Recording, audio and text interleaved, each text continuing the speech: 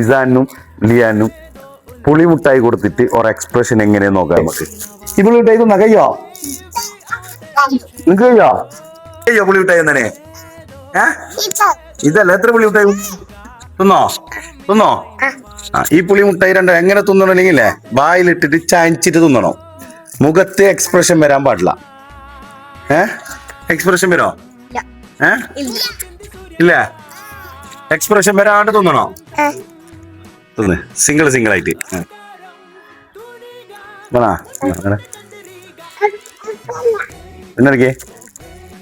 പിന്നെ എടുക്കും വേണ്ടിയേ എന്താന്നില്ലേ ഞാൻ ചേച്ചിട്ട് ഒന്ന്